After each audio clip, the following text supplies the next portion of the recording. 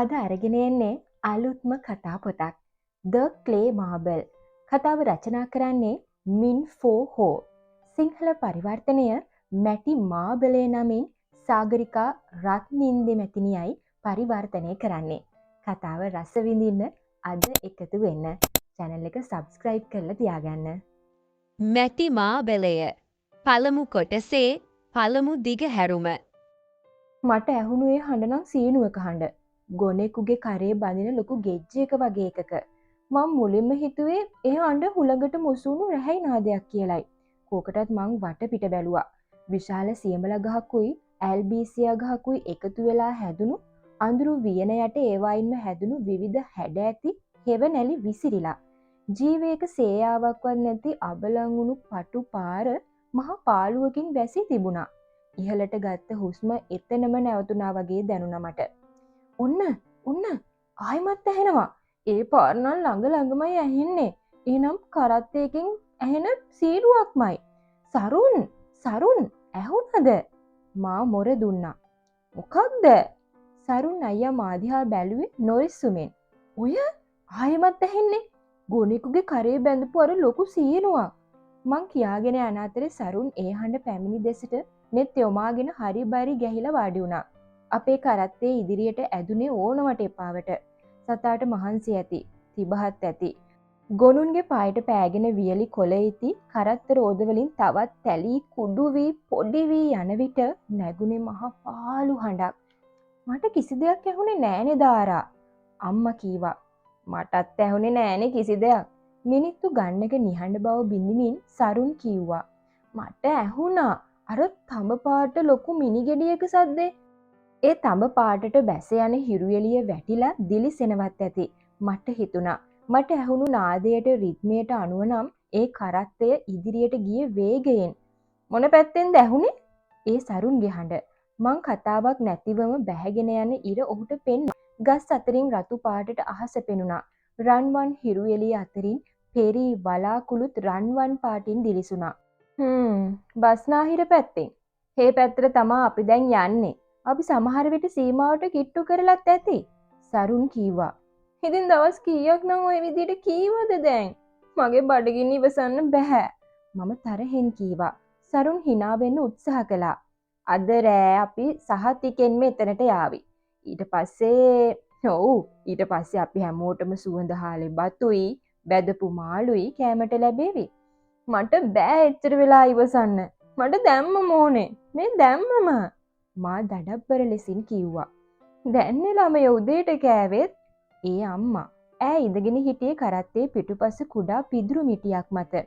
සීතල වුණු බත් මිටක් කෑවම ඇතිද? එමදිවට මා කියාගෙන වචන ගිල ගත්තා. සරුන් මා වෙත නොරෙසුම් බැල්මක් කෙලු නිසා.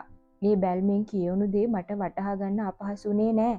හිතේ ගින්දර හිර කරගෙන ඉන්න අම්මට දුක් දෙන්න එපා තවත්. මම නිහඬව බිම බලා ගත්තා. තර සරහඬින් වියලි කොළ පොඩි වී යන හඬත් කරත්ත රෝදවල කිරිකිරි හඬත් ගමනේ නිහඬ බව බින්දා. මගේ බඩගින්නේ කෑ ගහන්න පටන් ගත්තා. ගෙදර හිටියනම් මීට වඩා හොඳයි. මං මිමිනුවා. ගෙදර හිටියනම් මීට වඩා හොඳයි. කන්න හාල් ටික නෑ. තවන් දාන්න වී නෑ. කුඹුරු හාන්න හරක් නෑ. කිසි දෙයක් නැතුව ගෙදර ඉඳන් මොනව කරන්නද? මං එකපාරටම සිතින් ගමට ගියා. සරුන් හරි. කාන්තාරයක් වුණු අපේ ගම මට මැවී පෙනුණා. වියලි පරණැල් වී ඉරි තැළුණු කුඹුරු, පාසල්, ගෙවල් තිබූ තැන් හොයා ගන්නත් නෑ. අන්තිම සටනේදී කේමේ රූජ් සොල්දාදුවෝ වී අටුවලටයි ගෙවල් වලටයි ගිනි තිබ්බා. වියට්නාම් සොල්දාදුවන්ට ඒවා යටත් වේවි කියන බයට. මොන අපරාධයක්ද? එයින් උනේ ගමක්ම බඩගින්නේ අසරණුණු එකයි. ඊළඟ කන්නේට වපුරා ගන්න වී ඇටයක්වත් නැති වූ එකයි. ඉන්න හිටින්න සෙවණක් නැති වූ එකයි විතරයි. අපි මොනතරම් සතුටින් හිටිය කාලයක් තිබුණද?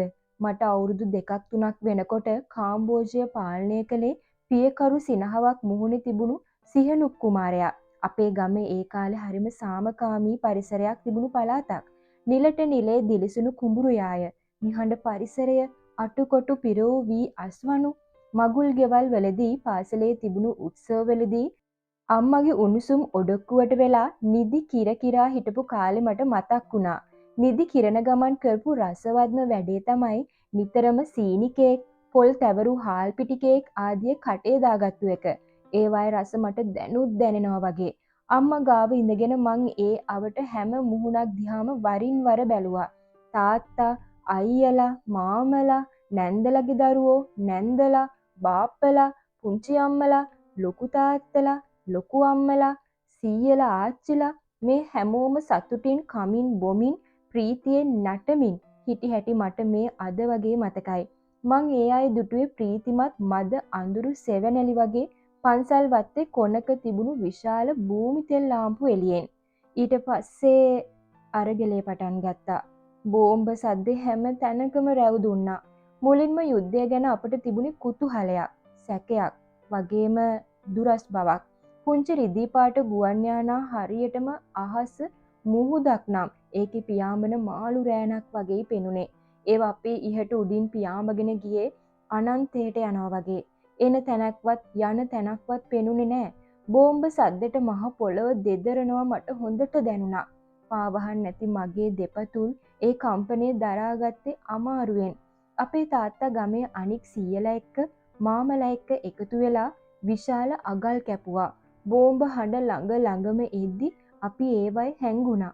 මාස ගණනාවක්ම මේ විදියට අපි වටේටම බියකරු විදිහට බෝම්බ පිපුරුණා. සමහර දිනවල 6-7 වතාවක්ම. ගමේ හුඟක් අයට තුවාල වුණා. සමහරු මිය ගියා. කළු ඇඳුම් ඇඳගත්තු කෙසඟ සිරුර ඇති සමාජවාදී සොල්දාදුවෝ කන්ද පහලට ආවා. අපට පණිවිඩ අරගෙන ඇමරිකන් හමුදාවලු ඔය බෝම්බ දාන්නේ. ඔවුන්ව පරාජය කළ යුතුයිලු. සිහනුක් කුමාරයාවත් බලෙන් නෙරපා දැමිය යුතුයිලු. මට නම් ඒක හරියට හොල්මනක් අවතාරයක් භූතාත්මයක් අල්ලනවා වගේ වැඩක්. ඇමරිකන් හමුදාව ඉන්නේ අහසේ. කුමාරයා ඔහු ඉන්නේ මාලිගාව ඇතුලේ. කොහොමද අල්ලන්නේ? මට හිතුණා. පාළුව රජ කරන්න පටන් ගත්තා. බෝම්බ හඬේ දෝංකාරය නැවතුනාම හරියට බියකරු හීනයකින් ඇහැරුණා වගේ දැනුණා. උන් කීවා වගේම ඒ දේ කළා. සමාජවාදී සොල්දාදුවෝ යකඩ කටින් බෙරිහන් දෙමින් ගම පුරා ගියා. ඇමරිකන් හමුදාව පරාජය කළා. ගැමියන්ට විමුක්තිය ළඟා කර දුන්නා කියා. හිතට මහ බරක් වගේම බයක් දැනුණා. සීතල අඳුරු නුපුරුදු නිහඬ බවක්. මගේ අයියත් ඒ වයසෙම පිරිමි ළමුන් එක්ක තවත් විශාල කම්කරු කණ්ඩායමක් එකතු වෙලා ගියා සැතපුම් 100ක් විතර ඈත. ඒ ගිය අගල් කනින්න. මහ විශාල ගැඹුරු සැතපුම් ගණනක් දිග අඟල්. ආරක්ෂාවටනේ ඒවා ඕන වෙනවයි කියන්නේ. ගෙවල් වල ඉතිරි උනේ ගැහැණුන් කුඩා ළමයිනුත් පමණයි. හැමෝම සහයෝගයෙන් මහන්සියෙන් වැඩ කළා. දවස් 30ෙම තුවක්කුව අතේ තියාන උකුසු ඇස්වලින් අපේ හැම පියවරක්ම බලා ඉදින සොල්දාදුවන් දැකීම අපට මහ වදයක් වුණා. අපට කෑමෙන් එන්නම උනේ අඩුපාඩු. බැදි හාල් කැඳ කෝපයක් සමගින් තඹපු කෙසෙල් බොඩ උදෑසන ආහාරයටත් ඉර හැරීගෙන එන හැන්දෑවටත් ලැබුණේ. එක රැයක අපේ ගෙදරට ආව සොල්දාදුවෝ දෙන්නේ. දවසම මහන්සි වෙලා නින්දට වැටිලා හිටිය තාත්තව අවදි කරගෙන කොහෙදෝ කැටුව ගියා. අනේ පහුවදා කැලෑ රොද අද්දර තාත්තා වැටිලා හිටියා. මිය ගිහින්. උන් තාත්තව මරා දාලා. තාත්තට හොඳින් ලියන්න කියවන්න පුළුවනි. තාත්තා ගමේම දරුවන්ට කියා දුන්නා Taman දන්න දේ. ඒක වරදක්ද? අත්තම්මා මරණාසන්නව ලෙඩ ඇඳේ. උන්දට රෑ කෑමට බෙල්ලන් අල්ලන්න කුඹුරට ගිය හවස් වෙලා තමා. නමුත් ඒ ගමන තාත්තා ගියේ අවසර නැතිවලු. තාත්තගේ නික්මීම මට මහා දුකක්. මං අහපු එක ප්‍රශ්නයකටවත් කා ළඟවත් පිළිතුරු තිබුණේ නෑ. මට තාත්තා නැතුව මොන්තරම් පාළුද කියලා අහන්නවත් කවුරුවත් හිටියේ නෑ. මට කිසි දෙයකට අවසරයක් නෑ. ඒ දේවල් ඒ හැටියට උනේ ඇයි කියලා කවදාවත්ම මට දැනගන්න ලැබේවිද මන් දන්නේ නෑ. මට කෑ ගහලා අඬන්න ඕනි වුණත් හැමෝම නැවැත්තුවම ආව. කවුරුත් හිටියේ බයෙන්, පණ බයෙන්. කේමේ රූජ් සොල්දාදුව පුන පුනා කීවේ කාම්බෝජය කියන්නේ එකම පවුලක්ය. කොමියුනිස්ට් පක්ෂයේ දෙමව්පියන් වගේ කියලා. ඒ පවුල රකින්නද එතකොට මගේ පවුල විනාශ කළේ? කවුද මේවට උත්තර දෙන්නේ? නපුරු සොල්දාදුවෝ මට මගේ තාත්තව අහිමි කළා. අසරණ අම්මට ස්වාමියෙක් හවුහරණක් නැති කළා. රැකවරණයට හිටි මගේ අයියකෝ එයත් නෑ. හැඟීමක් දැනීමක් නැති තීරණ ගන්නා සිරුරින්වත් මෝරා නැති මේ සොල්දාදුවෝ රටක් ජාතියක් ආරක්ෂා කරන්නේ කොහොමද කියලා මට තේරුණේ නෑ. මට ප්‍රශ්න මහ ගොඩක් ඔළුවේ පිරීලා තිබුණා. ඒත් කාගෙන් අහන්නද? මීළඟ කොටසින් හමු වෙනකන් channel එක subscribe කරලා තියාගන්න.